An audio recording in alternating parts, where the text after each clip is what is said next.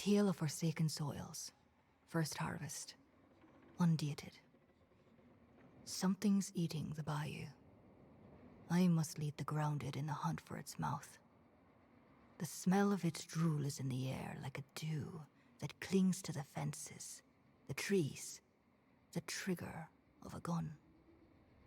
I can feel its hunger. It's the same hunger I felt when eating the berries that grew from my mother's ribs, the turnips that bulged from her hips beneath the soft soil. I wonder if she felt me eating her, like I feel the air eating me. I followed the odor across the swamps to a clearing. The air quivered from whatever had uprooted the weeds and grass and scoured the soil. A wonderful silence was broken by a bundle of spines rising from the earth. Some living altar wriggled from the ground with wet quills. It grew and heaved with breath from its many holes and dens. Barnacles sputtered, ripe with the stench of rot jaw. At my feet, ash began to rise. A man crawled out of the tall grass, steam wafting from his back. "Need help getting off the ground?" I asked. "No," he replied. "I'm afraid I'll never get to touch it again." His skin ashed away. The altar breathed him in one gasp at a time. "You're Mr. Cherry, right?" I asked. "Wish I'd met you sooner, so I could tell you some secrets are best left alone." "Some secrets must come to know of me, no matter the cost." He spat tar, disappeared more. "Does the fox know the name of the rabbit it eats?" I asked. "Do you think it wonders what the rabbit feels?" He laughed. He laughed himself away and out into some other world. Not dead, or even afraid of death, judging from the echoes he left behind. He'd stay a rabbit hunting foxes until the day he breathed his last.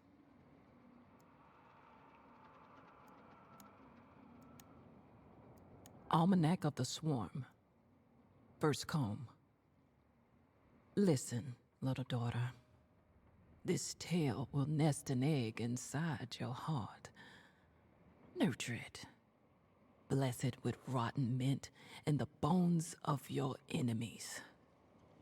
You will need it hatched to go where I have gone.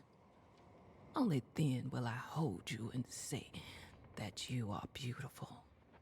Only if you ascend with me will I call you mine. At the start of our ascension, we were a colony without direction. Hornets infiltrated our hive, and like we should have, we attacked as one. But somewhere along the line, we lost sight of our true purpose, to ascend to become the purest vessels of the sculpture's power. The targets, the corrupted. After Sophia's blood boat landed true on the murmur stone, it yawned open. Rip light poured from the stone's mouth. Blue, in curtains. Divine. The first stage of our ascension was at hand. The death pack fled. Appendages from our Lord erupted as altars from cracks in the soil. 4 hunters more blessed by the sculptor than we rose with them. Bloated. Alive, not alive. 4 drowned angels full of mud. We shot and fired and bombed and pushed, but they paired off. They pushed back with filthy weapons and insects I would have held so close to me. So precious and holy, but they sacrificed them. They should not be forgiven. To see them set my heart on fire, it made me doubt my vows. And so I crushed my heart to pull the trigger of my gun and believe once more. One of our brothers leapt from an altar onto the murmur stone, dynamite in his teeth. The explosion stilled the air, and the stone shrieked, opening up like a jaw before it caught on one of our sisters, diving away with her into the soil. It ripped her apart, smearing a long red line as it went. Oh, I can feel it. Some queen is ready to descend from the fog and lay her lava with a quiet thorax. How I wish to go up to such soft flesh and palpitate it like her. How I want to be the first thing seen by what's born from that womb. How I wish I could birth anything other than a human.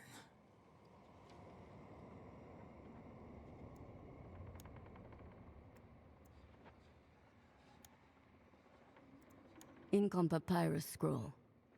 Found that illegible collection. Breathe water, gulp tar. Pump mud through your heart, if you have one still. Never was a fan of sunshine. The cloud cover is the only thing keeping me from losing my... Cold and violent, the land of the dead is with you. Let its tides taste your thoughts. Cradle your ambitions, your fingers as it strangles life from the living. One moment, I'm back in the bayou, finding what I was sent here for. Then my sight splits in two, in four, in numbers I don't have the mind to count anymore. Like that damn witch told us, the land of the dead has sown its desolation here. Honestly, I always hated the bayou. Was almost happy to see it sink. Sink so far it feels like rising. At the bottom of the world is the sky, where our moon makes her knives so sharp. Was almost happy to see it dying. Found the helmsman with 2 smugglers. Still had that awful metal around his face. When he saw us, he tried to shoot me with an empty gun. What are you sailors more afraid of, I asked. Ghosts or capitans? Lafitte stepped out to join me. The helmsman ran, but... Stab! Bite! Their eyes, remove them. The things they've seen, remove them. Feed them to the many thousand mouths that gasp, swallow, funnel to the land. I came to my senses holding one of the smugglers' heads, and an arm too. Oh well. The witch told us this might happen. That even if our drowned selves lost control sometimes, we were doing the right thing. Every blessing rides on the back of a curse. Every shadow laughs the backside of blood.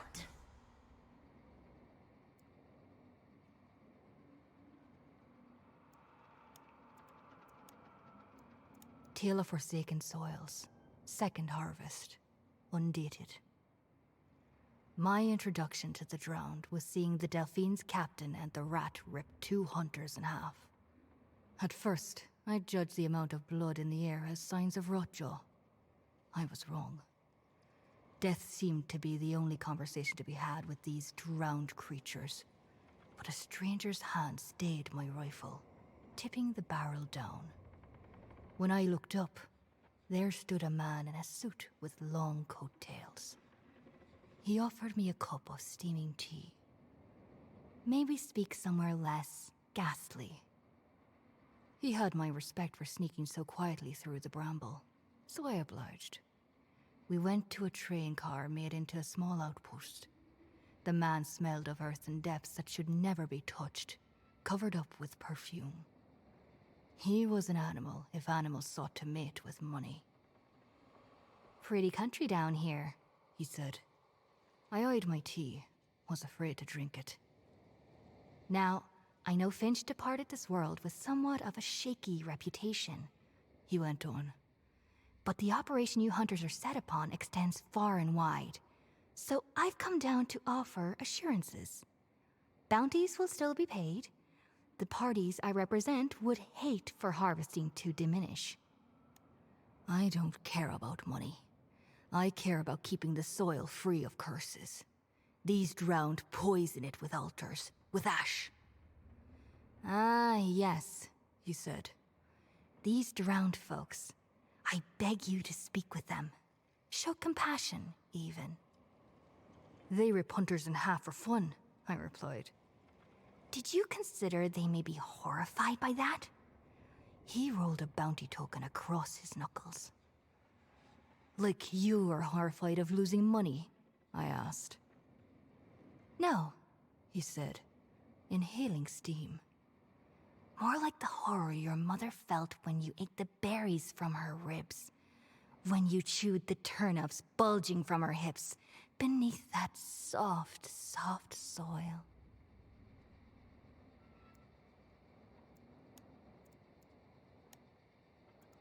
Almanac of the Swarm. Second comb. When you were a baby, I placed you in a beehive. The bees did not sting you, but you cried and soiled yourself. Even then, the bees forgave you, crawled down your throat to let you know. But you couldn't accept their forgiveness. I am earning that forgiveness for you. Everything I do is for you. Butcher's cleaver failed us. Brothers and sisters gathered at the sawmill for his sentencing. The cow had bound the cleaver to the base of a log flume. We were forbidden to chant. We were instructed to think. I am thankful for our leader bringing us together, the cow said. But I am ashamed of his failure in securing the Mummerstone's graven path, the passage to our lords. A brother hooted. A sister slid a katana through his throat. At the flume top, Morgan and Median poured out a large trough. Beetles glistened in the torchlight as they rushed in a black flash of abdomens. I spooned blood honey into the butcher's cleaver, and it drew in the swarm to envelop him. The sounds of insect ecstasy were broken by the crack of a rifle. The cow worked the action of his crag, and another shot rang out. The swarm of beetles took each bullet, shredding in a spray of mandibles, feelers, exoskeletons. We must imagine a new kind of violence, the cow continued. The way one creature does not stop eating another until its body is gone. More shots, more holy carnage, more beetles pouring down the flume to replace their fallen. See how they move? No leaders, no weak points, just purpose, pure and noble. We listened to the cleaver's muffled squeals as the beetles continued to feast on the honey, on him. We shall become like the swarm, he concluded. Find your own way, deceive, lie, incinerate. Surge until the graven path is found. If you fail, the other packs will ascend. Punishment is all that will await you.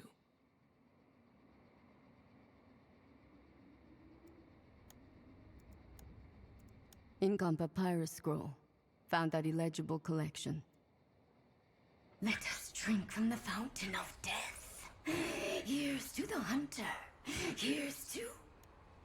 The kid whistled as he dug. Water poured from a hole in his cheek. 13th mate tracked some demented who were rounding up unpledged hunters with ropes. Try digging quietly, I told him, like the Capitan. We lifted a map from the helmsman's friends. All the smugglers' weapons were cached, ripe for the picking.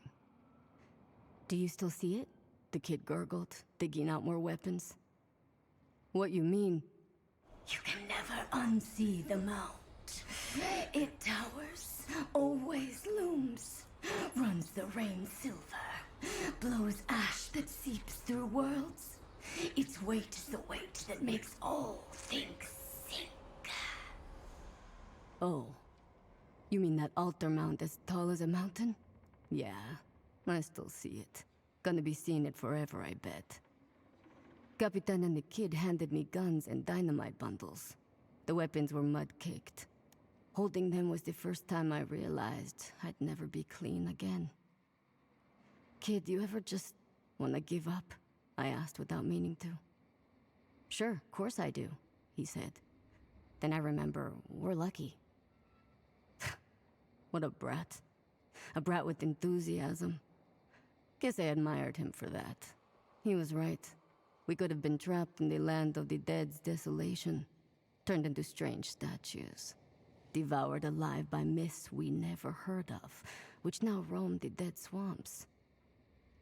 13th mate fired off a flare. The other packs had found us.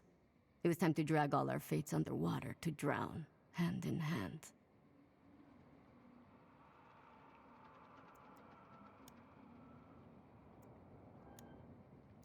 Tale of Forsaken Soils, third harvest, undated.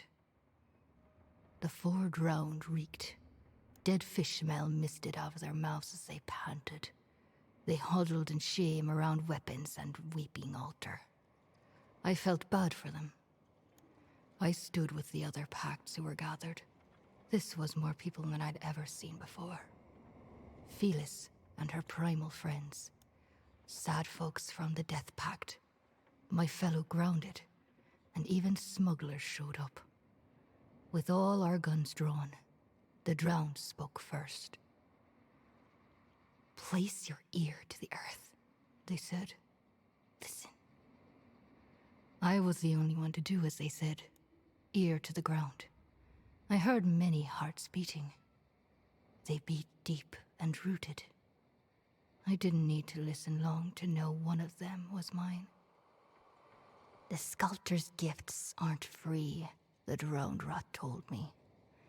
Every time you touch an altar, something is taken from you. A knowing, a truth. It has grown in the land of the dead, returned with teeth to eat us all. She shot the altar and it screeched. That's lunacy, Phyllis said. They hushed her. Soon you'll not belong to yourself anymore, the 13th mate said. The blood in your body will marble. You'll be trapped inside the worst thing you've ever done, and the sculptor will feed on it. It'll swallow this place whole. Doesn't matter, the drowned rot said. We're being collected, eaten. Here's the point. If you want to stay yourselves, follow us. Or don't. We all got our own problems. Go where? A strange solo hunter asked. I smelled a sickly honey behind her mask of branches. She scribbled notes in a large almanac. Down in Kingsnake Mine, there's a passage made by the Murmurstone. The Graven Path. We'll make for it at dawn.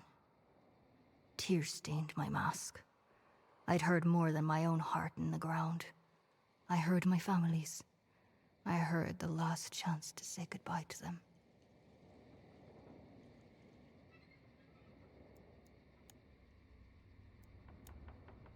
Almanac of the Swarm, third comb. The only way to split my soul was to have you, with you. I could feel twice as much, see twice as far. You were to be a queen in a queenless land. You were to be a miracle of a daughter, not a curse. We demented got to the mine first and uncovered the passage. The cow was pleased. He spared me. My brothers and sisters had gathered plenty of others to bless the graven path for our ceremony. Bleed the path wider for us, he commanded.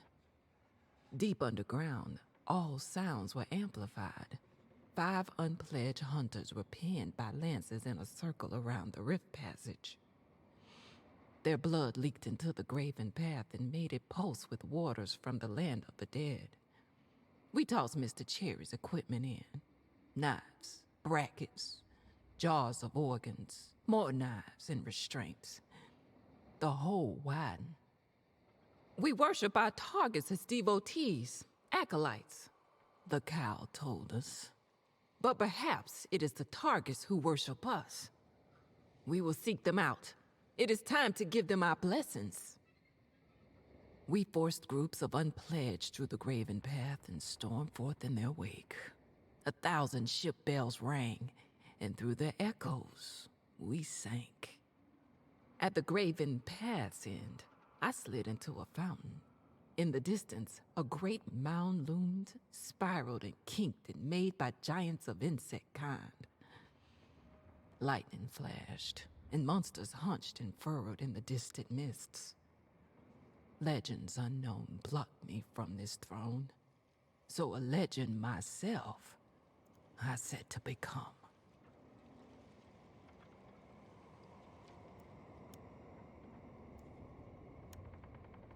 Ink on papyrus scroll. Found that illegible collection. Those demented breached the graven path, went through before us. The drowned and I felt it in our lungs when it happened. We puked. It hurt us. Took everything we had to gather our supplies and lead just a handful of pact members to Kingsnake Mine. It wasn't much, but he'd have to do. We put the 5 hunters impaled around the path out of their misery. I asked for their names before we passed through, but the insane ringing of ship bells cleared them from my mind. We got spat out, and the swampland mazes of the land of the dead stretched before us. Every gooseneck bend and turn changed, distorted, each step of the way. Some new and horrible sculpture blocked our path. The first statue was a man making a fire, then a herd of white bison, followed by a one-legged woman nailed to a cypress tree.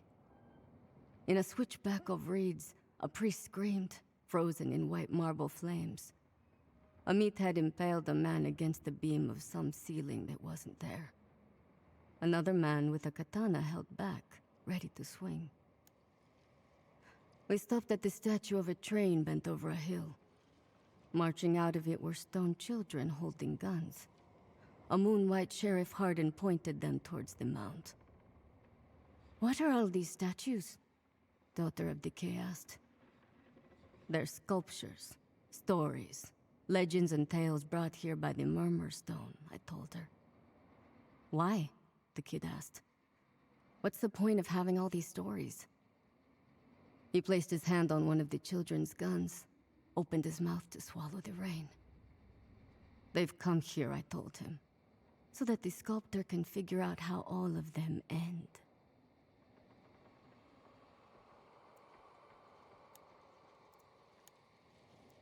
Tale of Forsaken Soils, 4th harvest, undated. Down here, we were fruit that didn't need the sun to grow. No thirst, no hunger. Overhead was a moon with a rotten black scar like a goat's eye. Ash drifted up from the dead land and gathered there in piles. I heard echoes of Mr. Cherry laughing in its suit. It sounded like he was fighting the moon. A great mound rose from the south. When the fog cleared, it seemed to be a mountain, a tower, a volcano, and an insect nest all in one. We climbed up a marsh bank for a better view and came across a ship, or the skeleton of one. It looked brittle, like a dandelion, ready to fall apart if you made a wish and blew on it. "Welcome to the Delphine's ghost," the drowned rat said. We boarded. She said this ship began the story we were in. Sculptures were all over the boat. A statue of the captain jumping over the railing. An eyeless man at the ship's wheel. Dead statues grew all over the deck. And in the hold was a rotjaw statue absorbing a stone woman. "Get on, Lafitte," the drowned kid said, and pulled him in. The captain's arm burst into black fire when he crossed the threshold. The boat didn't want him on board. He stood ashamed on the shore and watched us leave. The paddle wheel groaned on its own. and the rudder twitched like a horsetail. This boat needed no captain. It steered itself towards the mound and steamed ahead. Sculptures were everywhere. An old soldier with his leg sawn off and a bird on his shoulder. Someone trapped underwater in a rope nest weighed down by cannonballs. We almost sunk the ship on the statue of a woman split open from giving birth to a meathead. I knew somewhere out there was a sculpture of me. I felt myself growing there in stone. I felt shadows stalking me. They were waiting for me to find myself.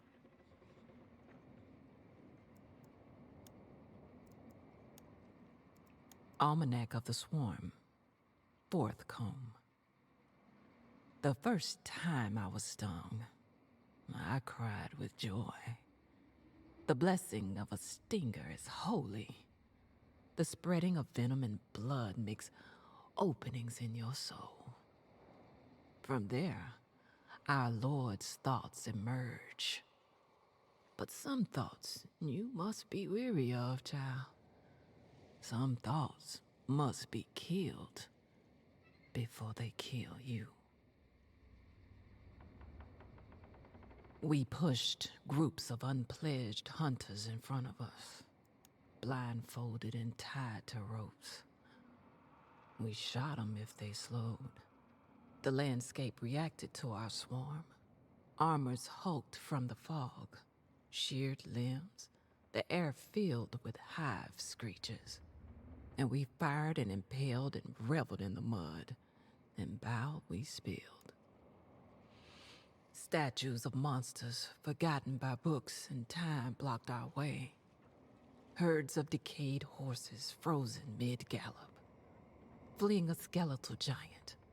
A tree-high horse to rule all horses. Its ribs split open and sucking in old soldiers and the equine alike to mash them with its bones. The closer we came to the mound, the more deranged the fights became. Our crusade pushed through herds of leeches and waves of grunts that set off old ship mines buried in the mud. Every hunk of shell lodged in our flesh only affirmed our vows. Bite wounds and poisoned spines became the language of our story. We were chosen to rule over this endless place. Chosen.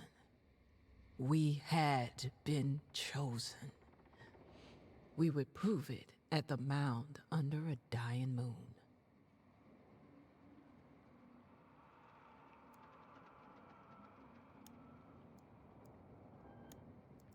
Ink on papyrus scroll. Found that illegible collection.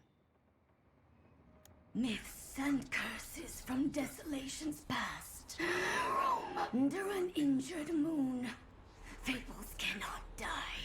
Fables can only seek the blood of those who made them. Got pinned in a ravine. Something huge came from the Delphine's ghost. Seemed to give everyone a different vision. Veles called it a landslide full of bones. Kid thought it was a giant serpent. That wormbite fella saw it to be a legion of knights with tombstones for heads. I called it something to shoot, and shoot it to sunken hell we did. Each time some new horror struck at the ship, the landscape closed up and trapped us. We shot and stabbed our way through it all. And at the ever-wandering center of the land of the dead, we found her. The creator of us four drowned. That white-haired witch who calls herself Lynch. She sat on a sculpture of rot jaw. In the gator's mouth, that Gar woman was nestled with a little girl on the tongue. They held a bundle of wilted lilies between them and laid fast asleep in the cradle of teeth. Strange sitting place you got there, I told her. It's a promise I've kept. Lynch said. Her voice still spoke only in my head, just as always. Great, I told her, jumping off the bow. You promised a plan if we brought the packs. Give it now. The Lord of the Dead is anxious He knows I am to win our wager. A walkway of pillars and columns stretched away from us. There stood the Lord of the Dead. It was hard to make out its shape. Something like a man stabbed with 1,000 knives. Maybe just some unnamed thing you miss every time you blink. Let's hear it. The bet. The plan. Erase the Bayou's history. Wash clean its transgressions and sins. I've channeled all I could manage into you four. Drain the rest from the mound, and your drowning will end. Sounds like a trap. What'll you gain from it? Lynch looked to the sky, flicked a knife at the moon. I will have a mouth as wide as a sculptor. I will learn to hunt as it hunts, take what it cannot.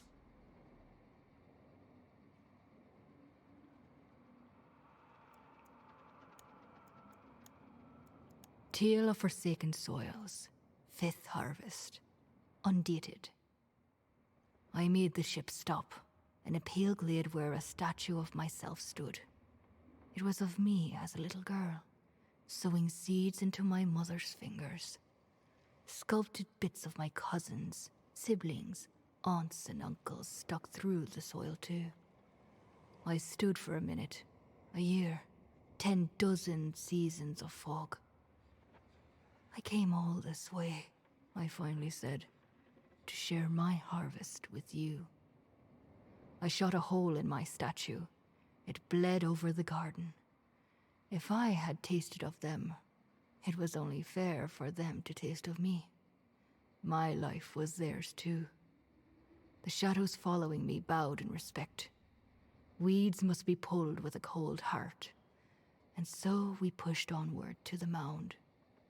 We crept up on the demented hordes as they crashed upon the mound slope in horrible shrieks and waves.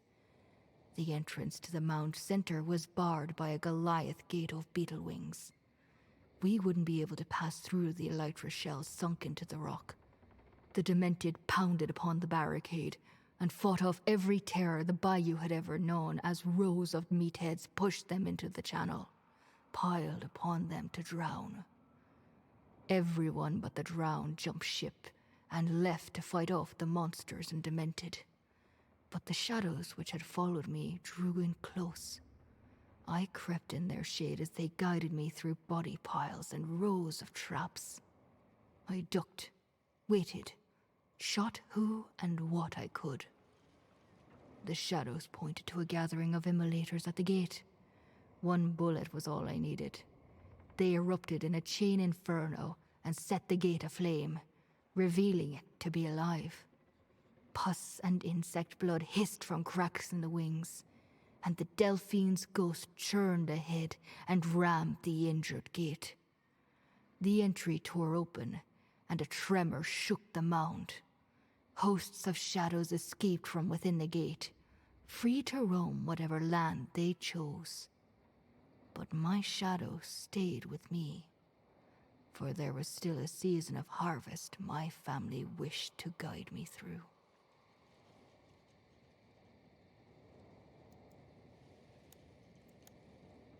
Almanac of the Swarm, 5th comb.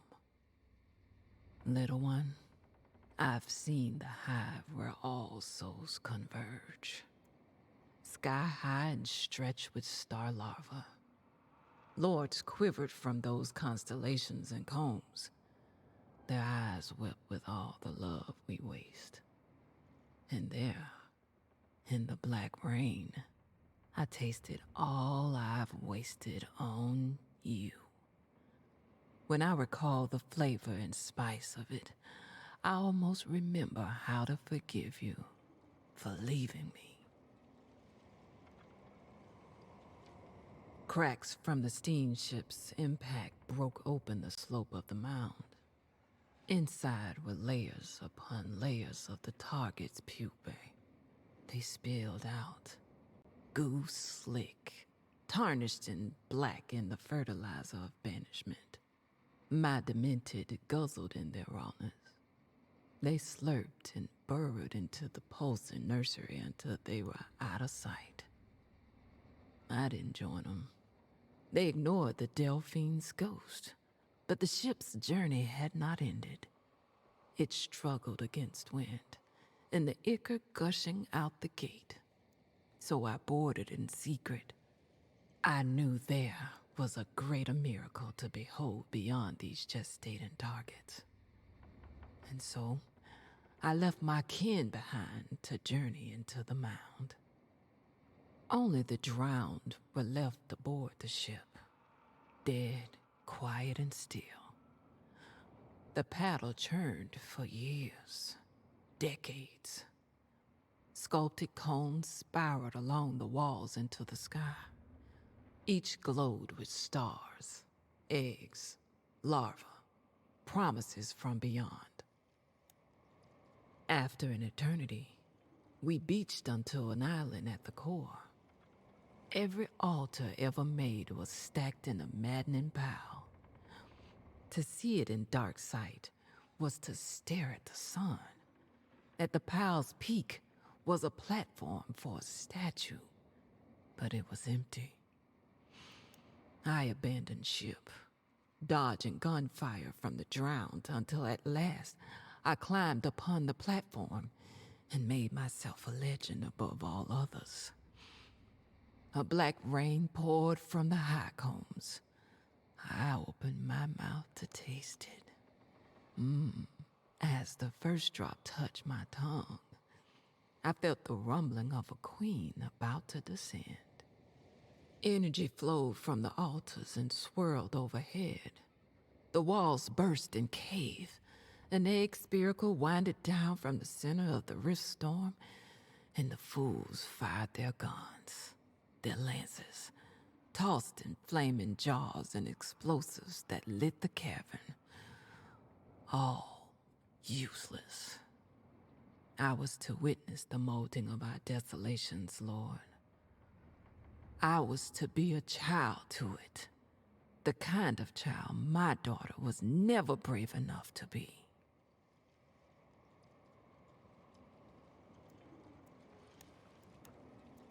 Ink on papyrus scroll. Found at illegible collection. Lynch lied. Figured as much.